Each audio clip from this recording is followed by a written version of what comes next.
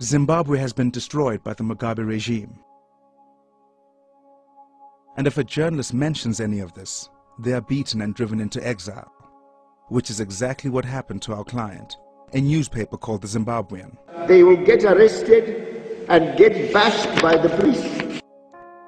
But intimidating the Zimbabwean was not enough for the Mugabe regime. They declared the paper a luxury and put a tax on it in foreign currency that makes it unaffordable for the average, impoverished Zimbabwean. This is a dictatorship that stays in power by printing money and crushing freedom of speech.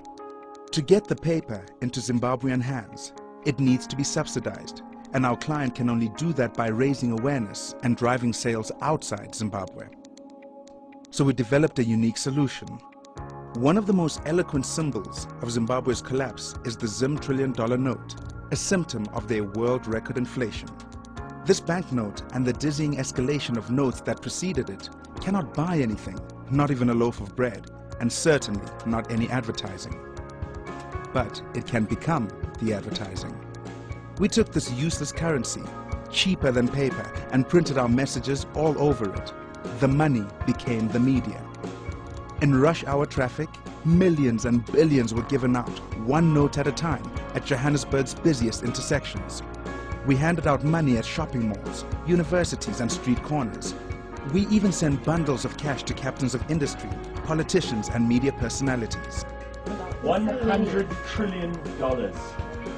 Look at this, my buddy, just tell us if this is real. Wherever the Zimbabwean was sold, we put up posters made of real money. At every public place we could, we had a poster with notes that people could detach to keep the web address and show their friends.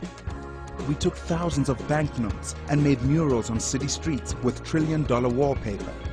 We even made the world's first billboards out of real money. Overnight, trillions of dollars of Zimbabwean notes achieved what they'd never been able to buy: real and meaningful advertising coverage. Within hours, we were in the national press. And a couple of days later, the campaign was on national television and radio. And then the internet discovered it, and it spread across the world. Soon we were on the New York Times site, Yahoo News, the Huffington Post, and hundreds of websites and blogs.